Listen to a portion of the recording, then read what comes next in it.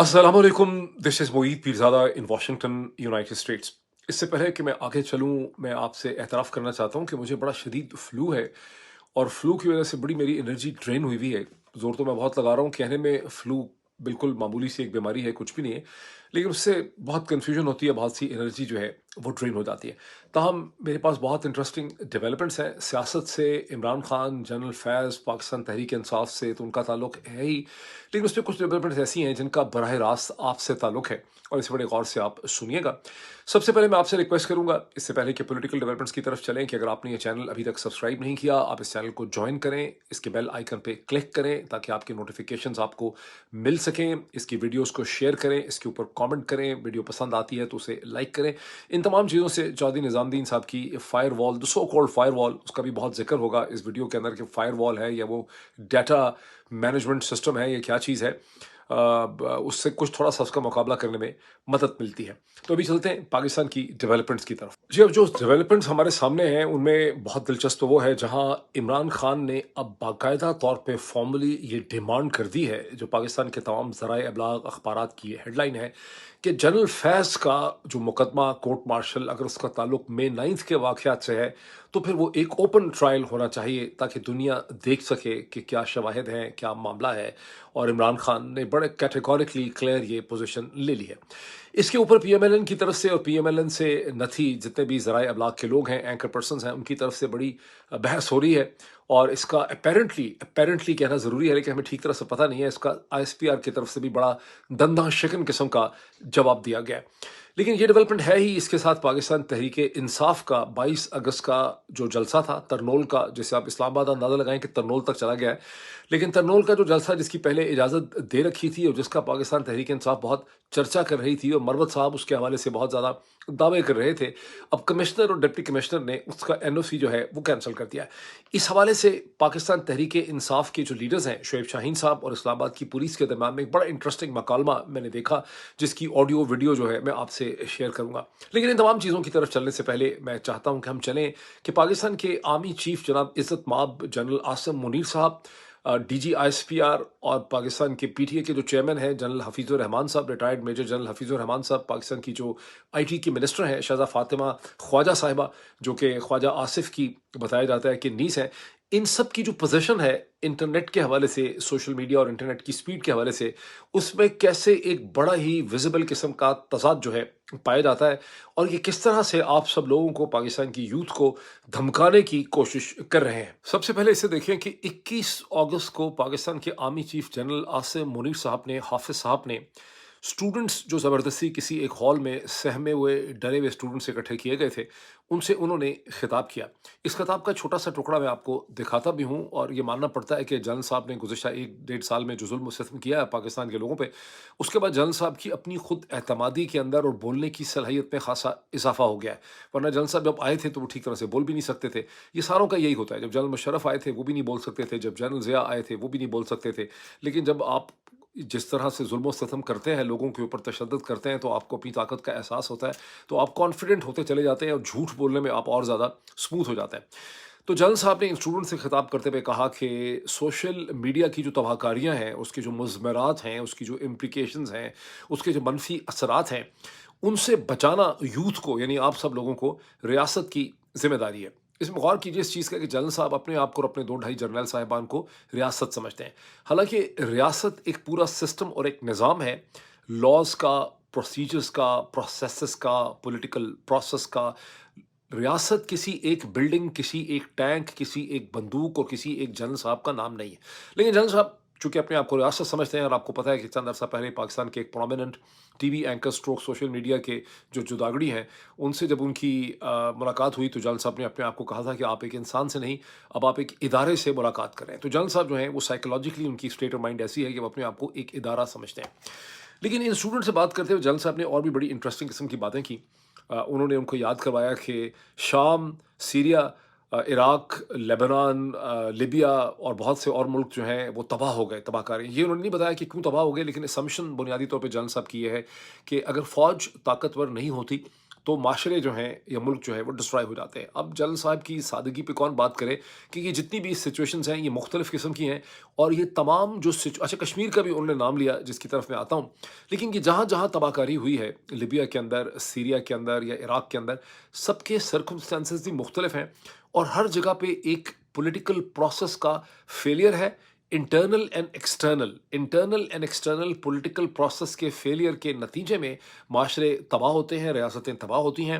اور سیریا کو سیریا کی فوج نہیں بچا سکی، وہاں پہ روس کو لینڈ کرنا پڑا اپنی فوجی طاقت کے ساتھ سیریا کو اسٹیبلٹی دینے کے لیے۔ لیکن جو سب سے زیادہ یعنی انٹرسٹنگ بات انہوں نے کی کشمیر کی، کشمیر کا ذکر پتہ نہیں جان صاحب نے کیسے کیا۔ آج صورتحال یہ ہے کہ 99.99% کشمیری جو مقبوضہ جموں اور کشمیر میں رہتے ہیں، اور بہت بڑی تعداد میں جو آزاد کشمیر میں رہتے ہیں، وہ اس سے کنونس ہیں کہ جنرل صاحب اور جنرل صاحب کے جو پریڈیسیسرز ہیں، ان سے پہلے جو آئے 80 سے لے کے آج تک، ان کی جو غلط پالیسیز تھیں، جنہوں نے کشمیری یوتھ جو ہندوستان کے اندر بہت بہتر انٹیگریٹڈ تھی، کم از کم ان کی کوالٹی آف لائف بہت بہتر تھی، ان کے پاس بہت امن تھا، ان کی ایک روب تھا ان کا کم از کم جموں اینڈ کشمیر میں، ان کی تمام صورتحال کو تباہ کر دیا جب جنرل صاحب اور ان سے پہلے آنے والے جنرل صاحبان جو ہیں، انہوں نے کشمیری نوجوانوں کے ہاتھ میں بندوق پکڑائی، ایک ایسا جہاد اور ایک ایسی ملیٹنسی وہاں پہ شروع کی جس کے اینڈز کو یہ مینج نہیں کر سکتے تھے، اور جب چیزیں مشکل ہو گئیں تو یہ سرنڈر کر کے اس صورتحال میں سے نکل گئے،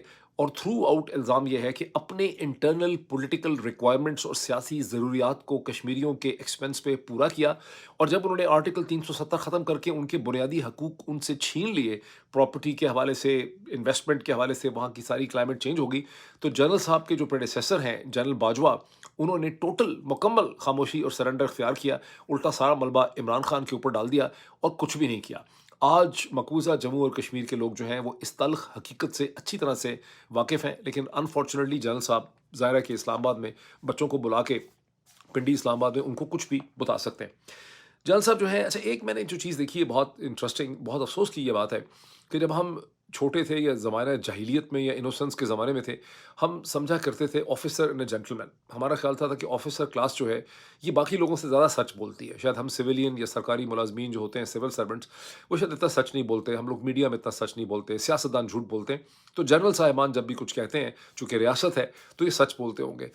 تلخ تجربات سے یہ پتہ چلا ہے کہ پاکستان میں سب سے زیادہ جو جھوٹ بولنے کی کیپیسٹی ہے وہ پاکستان کے جنرل صاحبان کی ہے۔ اگر آپ ان کی صرف پوزیشن ٹویٹر کے اوپر دیکھ لیں، کیونکہ ابھی ہم انٹرنیٹ کی بات کر رہے ہیں، 17 فروری 2024 سے لے کر جنرل صاحبان کی ٹیم کی ٹویٹر کے حوالے سے پوزیشن میں کتنی تبدیلی ہوئی ہے، اور ابھی میں انٹرنیٹ کے حوالے سے مزید ان کے تضادات جو ہے وہ آپ کے سامنے رکھنے والا ہوں۔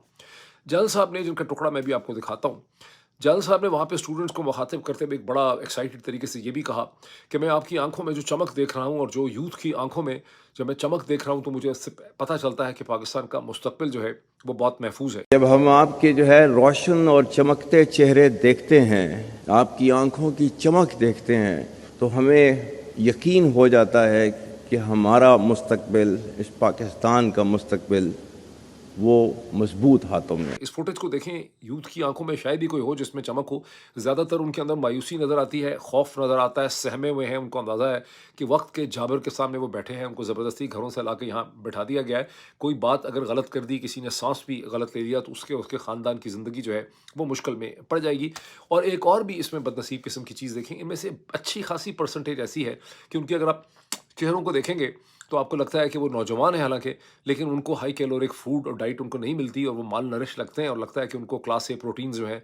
کھانے میں یا خوراک کے اندر کلاس اے پروٹینز جو ہیں ان کو نہیں مل رہے۔ لیکن جنرل صاحب نے اچھا، یہ جنرل صاحب نے پہلی دفعہ سوشل میڈیا کے اوپر حملہ نہیں کیا، اس سے پہلے جنرل صاحب نے چند دن پہلے، روز ہی کرتے رہتے ہیں، ہر ہفتے جب جنرل صاحب کو موقع ملتا ہے تو جنرل صاحب اپنا غصہ جو ہے وہ سوشل میڈیا کے اوپر نکالتے ہیں، اور ہر دفعہ کہتے ہیں کہ سوشل میڈیا جھوٹ پھیلا رہا ہے، فیک نیوز پھیلا رہا ہے، پروپیگنڈا کر رہا ہے، حالانکہ جتنا جھوٹ جنرل صاحب اور جنرل صاحب کے کولیگ اور حکومت بولتے ہیں، وہ سوشل میڈیا سارا ایک ٹانگ کے اوپر بھی کھڑا ہو جائے تو اتنا نہیں بول سکتا۔ لیکن جنرل صاحب نے جو کچھ کہا، یعنی 14 اگست کو جب کیڈٹس کے ساتھ بات کر رہے تھے، اس وقت بھی انہوں نے کہا کہ یہ جو سوشل میڈیا جتنے لوگ باہر بیٹھے ہوئے ہیں، ان کو بیرونی طاقت، کتنا بڑا جھوٹ ہے کہ ان کو بیرونی طاقتیں سپورٹ کر رہی ہے۔ حقیقت یہ ہے کہ ساری دنیا کی، مغرب کی اور ہندوستان کی بیرونی طاقتیں ٹیسٹلی، ڈائریکٹلی اور انڈائریکٹلی جو ہے وہ جنرل صاحب ہی کو سپورٹ کر رہی ہیں۔ آپ دیکھیں کہ ایک بھی دفعہ امریکہ کی حکومت نے، برطانیہ کی حکومت نے، یورپین یونین نے، آسٹریلیا نے، نیوزی لینڈ نے، کسی بھی جو کی کنٹری ہے یورپ کا، اس کی حکومت نے، امریکن کانگریس کو چھوڑ دیں، किसी की भी एडमिनिस्ट्रेशन हुकूमत ने जनरल साहब ने जो ऊधम मचाया हुआ है पाकिस्तान में, उसके बारे में किसी ने भी क्रिटिकल कमेंट्स जो है वो पास नहीं किए। लेकिन जनरल साहब कह रहे हैं कि बैरूनी ताकतें जो हैं वो सोशल मीडिया के पीछे खड़ी हैं। कोई जनरल साहब से पूछ ले, अगर कोई आज़ाद माशरा होता, कि भाई कौन सी बैरूनी ताकतें जो है इसके पीछे खड़ी हैं। लेकिन मैं पिछली कई हेडलाइंस आपको दिखाता हूँ, जो ISPR की हेडलाइंस भी हैं, जनरल साहब की हेडलाइन है सोशल मीडिया के खिलाफ से, और फिर मैं आपको दिखाता हूँ कि PTI के जो चेयरमैन हैं हफीज़ुर रहमान साहब, जो पहुंचे पार्लियामेंट की एक सब कमेटी के सामने IT के हवाले से, वहां उन्होंने किस किस्म की बातें की। अब आपको पता है कि इंटरनेट की जो स्लो स्पीड है पाकिस्तान में, उसकी वजह से पाकिस्तान की जो बिजनेस कम्युनिटी है वो बहुत परेशान है। पाकिस्तान के एकेडमिक सर्कल्स बड़े परेशान हैं। लोग कहते हैं कि ऑडियो मैसेज नहीं भेज पा रहे, कोई वीडियो डाउनलोड नहीं कर पाते, कोई छोटा सा डॉक्यूमेंट अगर किसी ने भेजना होता है एक यूनिवर्सिटी से दूसरी यूनिवर्सिटी में, चंद किलोबाइट का, 1 MB का, 2 MB का वो डॉक्यूमेंट भेजना उनके लिए मसला है। इस हवाले से पाकिस्तान की पार्लियामेंट की एक सब कमेटी जो है इंफॉर्मेशन टेक्नोलॉजी की, जिसको गालिबन मोइनुल हक साहब हेड कर रहे थे, वहाँ मेजर जनरल हफीज़ुर रहमान साहब जो PTI के चेयरमैन हैं, पहले अगर इस पीछे बात पे गौर करें कि PTI के जो चेयरमैन है वो एक रिटायर्ड जनरल साहब हैं। जो भी इदारा है इस मुल्क पे, नादरा हो, PTI हो, कोई और इदारा हो, उसमें एक जर्नैल बैठा हुआ है, यानी हर शाख के ऊपर एक जनरल साहब जो हैं वो बैठे हुए हैं। तो वहाँ जनरल साहब जो हैं वो पेश हुए, और जनरल साहब ने वहाँ पर इतनी ज़बरदस्त बातें की जब उनसे इंटरनेट की स्पीड के बारे में, क्योंकि आपको पता है कि पाकिस्तान के अखबारों में मसलसल की खबरें छप रही हैं कि पाकिस्तान की business community, independent service provider, academia, universities, freelancers मसलसल ये इल्ज़ाम लगा रहे हैं कि हुकूमत इंटरनेट को सेंसर करने के लिए और उसकी सो कॉल्ड फायरवॉल के जो एक्सपेरिमेंट्स कर रही है, उसके नतीजे में इंटरनेट की स्पीड जो है वो बहुत कम हो चुकी है। मैंने 1-2 दिन पहले आपको कुछ इमेजेस इसके दिखाए थे, जो मैं कोशिश करता हूँ कि आपको दोबारा दिखा दूँ, कि मैं जहाँ वाशिंगटन में हूँ वहाँ पे मुझे मेरा ख्याल 600-500 MBS का डाउनलोड आसानी से मिल जाता है, और मेरा अपलोड भी मेरा तकरीबन 200 MBS का है। मैंने आपको दिखाया था कि लाहौर से मुझसे किसी ने इमेजेस शेयर किए PTCL के, जिनको डाउनलोड भी 24-26 मिल रहा है, अपलोड भी 24-26 जो है वो मिल रहा है। वैसे अच्छी बात है कि उनको अपलोड कम से कम थोड़ा सा बेहतर मिल रहा है, कुछ अपलोड तो कर सकते होंगे, लेकिन ये हालात हैं। तो इस सारे सर्कमस्टेंसेस के अंदर जनरल हफीज़ुर रहमान साहब जो हैं, उनसे खासे सख्त किस्म के, स्ट्रेट किस्म के क्वेश्चंस जो हैं पूछे, और क्वेश्चन उनसे पूछे पाकिस्तान पीपल्स पार्टी के MNAs ने, और MQM के MNAs ने, और PTI के MNAs ने। PMLN वाले वहाँ पे खामोशी रहे, उनको कोई दर्द नहीं है लोगों की इंटरनेट की स्पीड का। वैसे भी उन्होंने इंटरनेट को क्या करना है, इस किस्म का पढ़ाई लिखाई का काम या प्रोफेशनल तो उन्होंने कभी किया ही नहीं, वो तो मार पीट ही करते हैं। तो जब उनसे सवाल पूछे गए तो जनरल साहब ने बहुत ही ज़बरदस्त पोजीशन इख्तियार कर ली। अब आप दूसरी पोजीशन देखें कि आर्मी चीफ ये कह रहे हैं 14 अगस्त को कि मैं छोड़ूंगा नहीं, और बैरूनी ताकतें साजिश कर रही हैं और हम इनको छोड़ेंगे नहीं, और ISPR मसलसल के कह रहा है कि कंट्रोल मैकेनिज्म को बेहतर करने की ज़रूरत है, और सोशल मीडिया को कंट्रोल करने के लिए जो कुछ करना चाहिए था वो नहीं हुआ। ये सारी हेडलाइंस हैं, मैं अखबारों की बात कर रहा हूँ। लेकिन जनरल हफीज़ुर रहमान जो PTI के हैं, उन्होंने पार्लियामेंट में जाके ये कहा कि इंटरनेट की जो स्पीड कम है उसका हमारे से तो कतई तौर पे कोई ताल्लुक ही नहीं है। वो एक मरीन केबल जो है वो टूट फूट गई है, उसको कोई चोट लगी है, ज़ख्मी हो गई है मरीन केबल, उसको शाख खा गई है, उसको वेल खा गई है, और ये 27 या 28 अगस्त तक ये जो मरीन केबल है ये ठीक हो जाएगी, और इंटरनेट की सारी स्पीड जो है वो 28 अगस्त को वापस आ जाएगी। उसके अलावा भी उन्होंने कुछ इंटरेस्टिंग बातें की कि इसमें कोई बैरूनी साजिश भी हो रही है। फिर उन्होंने कहा कि लोग VPN का इस्तेमाल कर रहे हैं। लेकिन ज़्यादा इंटरेस्टिंग जो उन्होंने बात की, उन्होंने कहा कि कोई फायरवॉल जो है हम नहीं लगा रहे। अब ये क्लियर नहीं है उनके कमेंट्स की जो नेचर थी, उससे समझ नहीं आ रहा कि वो ये कह रहे हैं कि फायरवॉल के ख़िलाफ़ जो रद्द अमल हुआ उसके बाद हमने फायरवॉल लगाने का प्लान अबंडन कर दिया है, या वो कह रहे हैं कि कभी हमने कोई फायरवॉल लगाई ही नहीं। आपको याद है कि उमर चीमा साहब से एक स्टोरी जो बाकायदा मेरा ख्याल है कि लीक करवाई गई थी फायरवॉल का डराना देने के लिए, और मैंने उसी वक्त आपको ये कहा था कि फायरवॉल का मसला ही नहीं है यहाँ पर इनके पास डिफरेंट किस्म की मेथडोलॉजीज़ और टैक्टिक्स हैं। बिकॉज फायरवॉल का जिक्र तो अभी 2 महीने पहले हुआ है। इस नाचीज़ के चैनल पे तो 1 साल से, मई 2023 से मसलसल सेलेक्टेड टारगेटेड अटैक होते हैं, और जैसे ही वीडियो ऊपर जाती है, मैं अभी बल्कि कोशिश करता हूँ कि आपको कोई दिखाऊं एक दोस्त के स्पेसिमेंस, कि कैसे उसमें जब वीडियो ऊपर जा रही होती है तो उसको डिप्स आती हैं। तो इस हद तक मैं भी जनरल साहब से इत्तफाक करता हूँ कि खाली फायरवॉल का मामला नहीं है, पूरा सिस्टम है जो उन्होंने बनाया। लेकिन जनरल साहब ने कहा जी कोई फायरवॉल हम नहीं लगा रहे। फिर उन्होंने कहा कि हमारा VPN को बैन करने का भी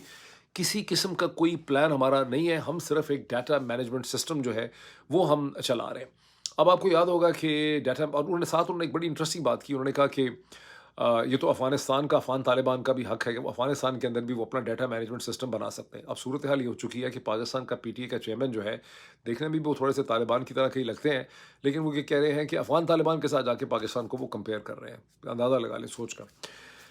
जल साहब जो हैं उन्होंने उनसे सवाल पूछा बैरिस्टर गौहर अली खान ने कि ये ट्विटर जो है ये बंद है 17 फरवरी से, ये कब खुलेगा, क्या मामला है इसका? उस पे जल साहब ने कहा कि मुझे ट्विटर के बारे में कुछ भी नहीं पता, जितना आपको पता है कमेटी मेंबरान को पता है इतना ही मुझे भी पता है। ये चेयरमैन पीटीए जो है यहाँ पर पार्लियामेंट के सामने ये सब कुछ कह रहा है। आपको याद होगा कि चंद दिन पहले पाकिस्तान की जो इंफॉर्मेशन टेक्नोलॉजी की मिनिस्टर साहिबा हैं, शज़ा फातिमा ख्वाजा साहिबा,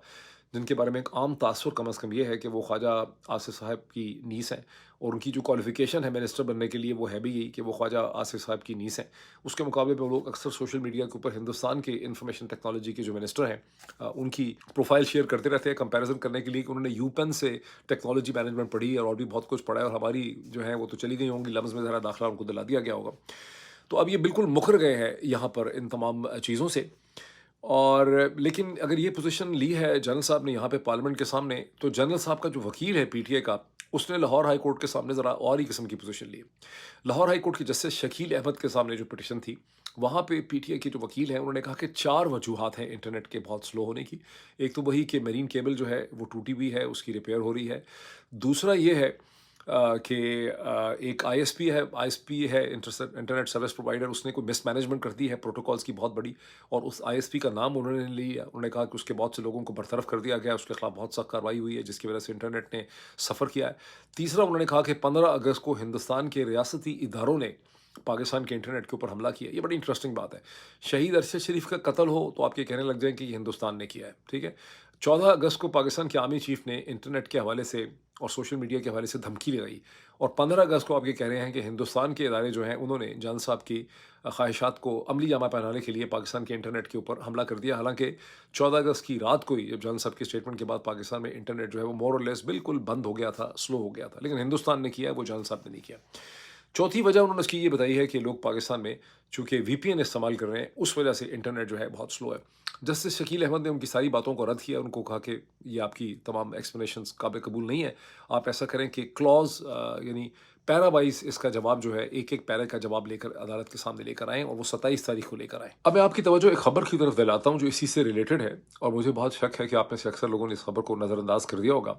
एक पाकिस्तानी कोई यंग नौजवान है जिसका नाम है फरहान आसिफ। उसको गिरफ्तार कर लिया है लाहौर में एफआईए ने, और उसके ऊपर इल्ज़ाम यह है कि वो एक वेबसाइट चलाता था चैनल 3 के नाम से,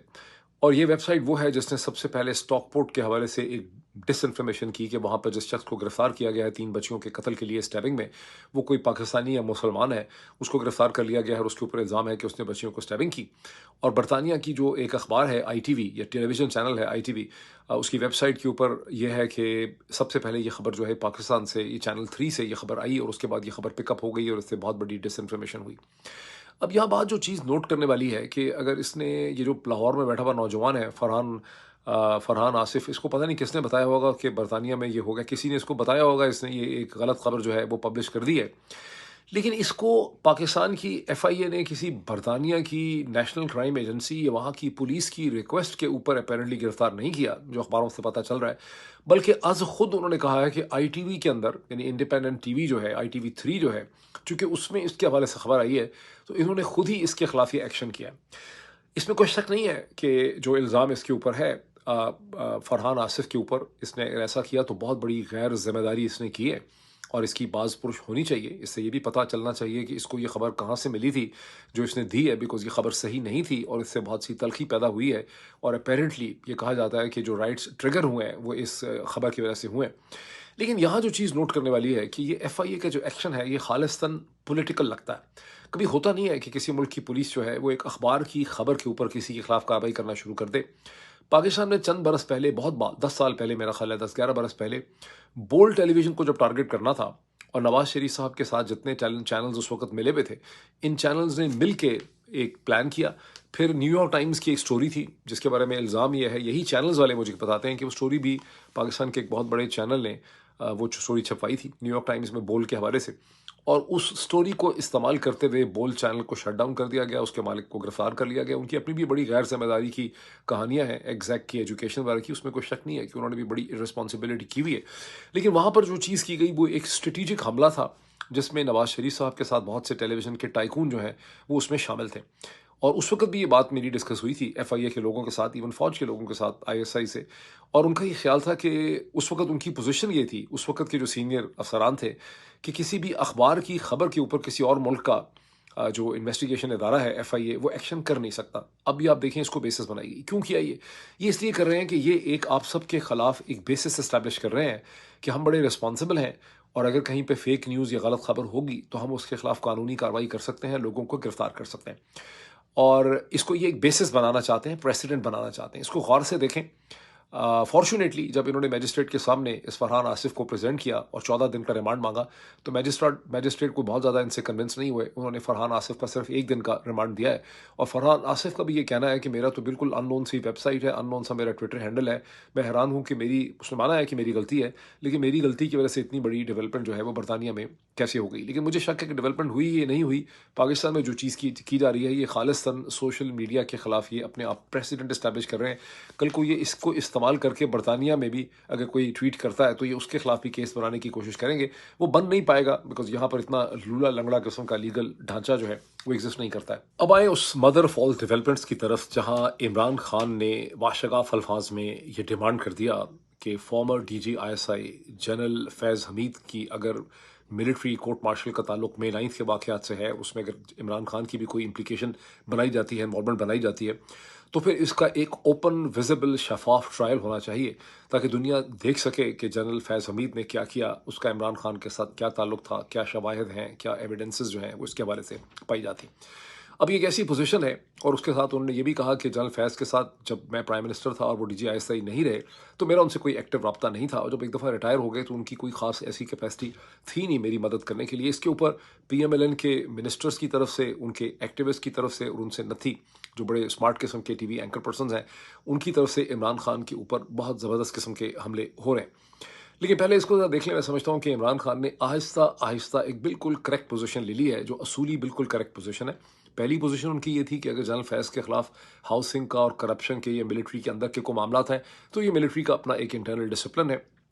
لیکن اب ان کی پوزیشن یہ ہے کہ اگر اس کا تعلق مجھ سے ہے اور مے 9 کے اس کے اوپر الزامات ہیں تو پھر اس کا ایک اوپن ٹرائل ہونا چاہیے، اور یہ ایک بڑی کلیئر ویزیبل قسم کی پوزیشن ہے۔ اب اس کے اوپر فوری طور پہ کہتے ہیں کہ ایک جواب بھی آیا، لیو تو سبھی کرتے ہیں کہ جواب جو ہے وہ ISPR کی طرف سے آیا۔ یہ اور بات ہے کہ ٹیلی ویژن چینل میں تو درجنوں ٹکر چلے، وہاں پہ ISPR کا نام نہیں لکھا گیا، وہاں صرف ریاستی ادارے، سیکیورٹی ایجنسیز اور اس طرح کے نام وہاں پہ لیے گئے، اور وہ جو ٹکر ہے وہ یہ کہتے ہیں کہ عمران خان کون ہوتا ہے۔ ریاستی ادارے یہ کہہ رہے ہیں کہ عمران خان کون ہوتا ہے یہ ڈیمانڈ کرنے والا کہ ٹرائل اوپن ہونا چاہیے، لیکن پھر ساتھ ہی یہ بھی ہے کہ اگر ٹرائل ہوا تو اوپن ہی ہوگا۔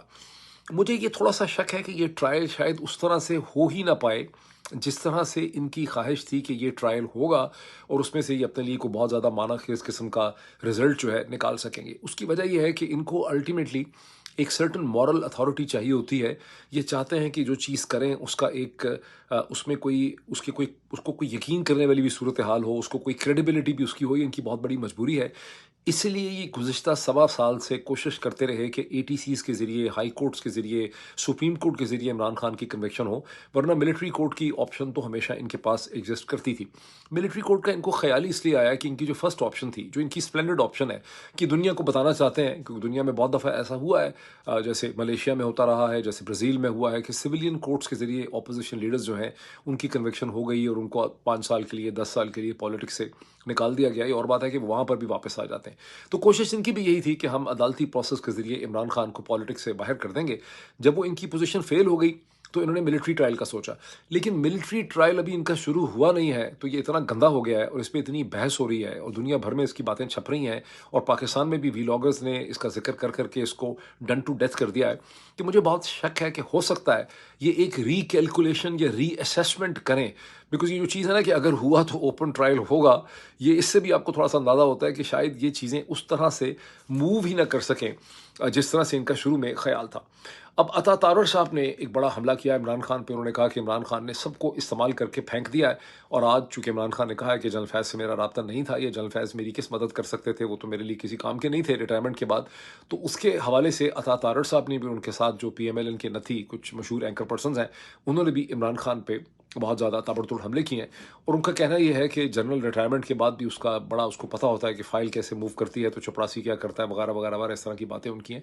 असल में इमरान खान कुछ और कह रहे हैं। इमरान खान ये कह रहे हैं कि जब एक डीजी आईएसआई नहीं रहता, वो अपनी पोजीशन पे नहीं होता, एक कोर कमांडर नहीं होता, तो उसके पास उस इदारे के अंदर, फौज जैसे इदारे में, कोई इतना असर रसूख नहीं होता कि वो मेरी जिस किस्म की मुश्किलों में मैं फंसा हूँ, मेरी कोई मदद कर सकता। मुझे याद है कि शहीद अरशद शरीफ के कत्ल के फ़ौरन बाद भी एक कहानी निकाली गई थी, बाज़ मीडिया के टाइकून्स को ये ब्रीफ किया गया कि ये जनरल फैज़ वाला ने कर दिया है ताकि आसिम मुनीर की अपॉइंटमेंट ना हो सके, कंट्रोवर्सी जनरेट कर जाए। मैंने उस वक्त भी ये सवाल उठाया था कि जनरल फैज़ तो अक्टूबर नवंबर 2021 में डीजीआईएसआई नहीं रहे, और शहीद अरशद शरीफ का कत्ल हुआ है 23 अक्टूबर 2022 को। तो इतने अरसे के बाद एक डीजीआईएसआई का इतना इन्फ्लुएंस पाकिस्तान के अंदर चले, फिर भी थोड़ा सा हो सकता है कि वो कीनिया तक जाके चीज़ों को मैनेज कर ले, ये बड़ा मुश्किल है। और अगर वाकई ऐसा होता तो यकीन माने कि जनरल फैज़ का इनके पास कोई एविडेंस होती कि शहीद अरशद शरीफ के कत्ल के साथ जनरल फैज़ का कोई ताल्लुक है, तो आपका ख्याल है कि इन्होंने 2 साल वेट करना था? इन्होंने वेट नहीं करना था। इसी तरह से जो इन्होंने अभी चीज़ें चलाई हैं। अच्छा, अब ये जो एंकर पर्सन्स हैं पीएमएलएन के और अता तारड़ साहब हैं, ये सारी इस बहस के अंदर एक बड़ी इंटरेस्टिंग चीज़ भूल ही गए। शायद आप लोग भी भूल गए हों, बिकॉज जिस तरह से बहस हो रही है, गुज़िश्ता 48 घंटों से ज़्यादा से सारी बहस ये हो रही है कि जनरल फैज़ का मई 9 की साजिश के साथ ताल्लुक है, वो इमरान खान के साथ मिले हुए थे। ये सब भूल ही गए, हम भूल गए हर बात। भूल ही गए कि जनरल फैज़ को पकड़ा था एक रियल एस्टेट प्रॉपर्टी टाइकून की कंप्लेंट पे, और मामला उसका यह था कि वहाँ पर रुपए पैसे के लेन देन है, करप्शन है, उसकी कोई अब बात हो ही नहीं रही। अब सारी बात ये हो रही है कि एविडेंस मिल गई। ख्वाजा आसिफ भी बात कर रहे हैं, अता तारड़ भी बात कर रहे हैं, इरफान सिद्दीकी साहब भी बात कर रहे हैं, उनके जो बहुत ही मंजूर नज़र जनाब मंसूर अली खान साहब हैं, वो भी यही बात कर रहे हैं कि इमरान खान और जनरल फैज़ के दरमियान में मई 9 के हवाले से एक गठजोड़ था, और यही सारी बात हो रही है। तो वो जो कमर मुईस साहब ने एप्लीकेशन दी हुई थी करप्शन के हवाले से, उसका क्या हुआ? वो किधर चीज़ चली गई? वो तो बात ही गुम हो गई दरमियान में। इमरान खान पे बात करते करते इनको उसका एहसास ही नहीं रहा है। अब इस आखिरी डेवलपमेंट की तरफ आए कि पाकिस्तान तहरीक इंसाफ ने जो बहुत तमतराक से अपना जलसा करना था 22 अगस्त को इस्लामाबाद के करीब तरनोल फाटक वाली जगह पे, और जिसका एनओसी उनको इस्लामाबाद हाई कोर्ट के एक हुक्म के बाद कमिश्नर और डिप्टी कमिश्नर ने दिया हुआ था, वो आज शाम को कोई जो पाकिस्तान में शाम थी 5-6 बजे उसको कैंसिल कर दिया गया। और उसके बाद अब पीटीआई का ये कहना है कि हमारे पास तो चूंकि अदालत के कहने पे हमें एनओसी मिला था, हम तो ये जलसा ज़रूर करेंगे। और आपके नॉलेज में होगा कि मरवत साहब कह चुके हैं कि हम बहुत बड़ा जलसा करेंगे, वो भी इसमें ईगर हैं, गौहर भी ईगर हैं, और भी बहुत से लोग उसमें बहुत ईगर हैं। शुएब शाहीन साहब आगे हैं, और शुएब शाहीन साहब और दीगर पीटीआई के लीडरान और इस्लामाबाद की एक पुलिस के यूनिफॉर्म्ड ऑफिसर के दरमियान इस हवाले से जो बहस हो रही है, वो मैं अभी आपका टुकड़ा उसको आपको सुनाता हूँ। बेसिक पॉइंट ये है पाकिस्तान तहरीक इंसाफ का कि हमें ये परमिशन पुलिस ने, ये कमिश्नर, ये डिप्टी कमिश्नर ने खुद से तो दी ही नहीं थी। हाई कोर्ट के एक हुक्म में कि इनको सिक्योरिटी प्रोवाइड की जाए, परमिशन दी जाए, हमें एनओसी दिया गया था। अब उस एनओसी को ये कह के कि एक बहुत बड़ी मीटिंग हुई है आज के दिन में 21 अगस्त में कमिश्नर साहब की लीडरशिप में, जिसमें डिप्टी कमिश्नर भी थे, उसमें एजेंसियां भी, हसास इदारे, ये लफ्ज़ सुन के आपको हंसी नहीं आ जाती? हसास इदारे, जितना इन बेचारों का मिसयूज़ किया गया उसके बाद इनकी कौन सी हसासियत बची है? हसास वो होते हैं जो नज़र भी ना आते हो। तो वहाँ पर एमआई भी थी, तो आईएसआई भी थी, तो आईबी भी थी, तो उन सब ने फैसला किया कि चूंकि बांग्लादेश के मैच भी हो रहे हैं तो लॉ एंड ऑर्डर का बड़ा खतरा है, और फिर उन्होंने कहा कि अब ये हम एनओसी जो है उसको विड्रॉ करते हैं। तो ये जो डायलॉग हो रहा है, इसका टुकड़ा मैं आपको दिखाता हूँ, जिसमें शोएब शाहीन उनको ये बता रहे हैं कि अगर आप हमें सिक्योरिटी नहीं दे सकते तो जितने लोग आप लेके आए हैं हमें समझाने के लिए, इतने ही हमें दे दें, बाकी हमें कोई और मसला नहीं है। और हमें परमिशन डीसी साहब ने दी भी नहीं थी, हमें तो परमिशन दी थी इस्लामाबाद हाई कोर्ट ने। अब ये जलसा होता है या नहीं होता, इसमें देखना ये बहुत बड़ा टेस्ट और इम्तिहान है पीटीआई की लीडरशिप की सिंसियरिटी का भी, उनकी थोड़ी सी हिम्मत का भी। अगर तो ये लोग वाकई जनरली सिंसियर हैं और ये डिटर्मिन्ड है, तो इनको गुम हो जाना चाहिए। अब तक जब मैं बात कर रहा हूँ, ये सब अपने घरों में ना हों, ये गुम हों, ताकि पुलिस इनको गिरफ्तार ना कर सके और ये मुख्तलिफ डायरेक्शन से वहाँ पर पहुँचें, और डिफरेंट टोलियों में इनके पास कोई स्ट्रैटेजी होनी चाहिए थी। ये इतने मासूम तो नहीं हो सकते कि ये कहें कि हमें नहीं पता था कि हमारा एनओसी कैंसिल हो जाएगा। तो इनके पास एक हिकमत अमली और स्ट्रैटेजी होनी चाहिए कि पिंडी से, वहाँ से, पेशावर से, मुख्तलिफ जो एडजॉइनिंग एरियाज़ हैं वहाँ से बड़े बड़े जुलूसों की शक्ल में लोग वहाँ पर पहुँचें, जिसका पुलिस रास्ता ना रोक सके, और फिर ये लीडर्स भी, मरवत साहब वगैरह, मोटरसाइकिल्स पे छुप छुपा के हुलिया बदल के वहाँ पहुँच जाएं। اگر یہ سنسیئر ہیں اور یہ واقعی ڈٹرمنڈ ہیں کہ ان کو ایک شو آف فورس کرنا ہے تو یہ ان کے لیے بہت بڑی اپرچونٹی ہے جلسہ کرنے کے مقابلے میں ایک ایسا جلسہ یا بلوہ کرنا جس کا راستہ روک رہے ہوں اور یہ اصول پہ بھی ہوں، وہ کہیں زیادہ اس کا امپیکٹ ہوگا۔ دیکھنا یہ ہے کہ یہ رات کو سارے گرفتار ہوتے ہیں، کینسل کر دیتے ہیں، یہ صبح اس جگہ کے اوپر پہنچتے ہیں۔ میں یہاں پہ آپ کو یہ ڈائلاگ بڑا انٹرسٹنگ ہے شعیب شاہین صاحب کے درمیان اور پولیس والوں کے درمیان، وہ میں آپ کو یہاں پہ سناتا ہوں۔ ڈی سی آفس سے ظاہر ہے وہاں سے اجازت ہوگی تو ہمیں تو کوئی اعتراض نہیں۔ ڈی سی صاحب نے اجازت نامہ دیا ہے کورٹ کے آرڈر پہ، کورٹ کے آرڈر کا ریفرنس دے کے دیا ہوا ہے، اصل اجازت نامہ ہمارے پاس کورٹ کا ہے۔ اب جو چیف کمشنر نے اس کو کینسل کیا ہے، انہوں نے کہا جی ہمارے پاس سیکیورٹی فالتو نہیں ہے جو آپ کو دے سکیں، اس لیے ہمارے ذمہ نہ رکھیں۔ ہائی کورٹ کا فیصلہ ہے کہ آپ ان کو سیکیورٹی دیں، اب آپ ہمیں سیکیورٹی دینے کا جو ہے فیصلہ ہے صرف وہ فیصلہ کرنا ہے کہ آپ ہمیں دیں گے یا نہیں دیں گے۔ ڈی سی آفس سے کیوں بحث کریں؟ اس کی ریزن یہ ہے کہ ڈی سی آفس نے ہی جا کر اسلام آباد ہائی کورٹ میں انڈرٹیکنگ دی ہے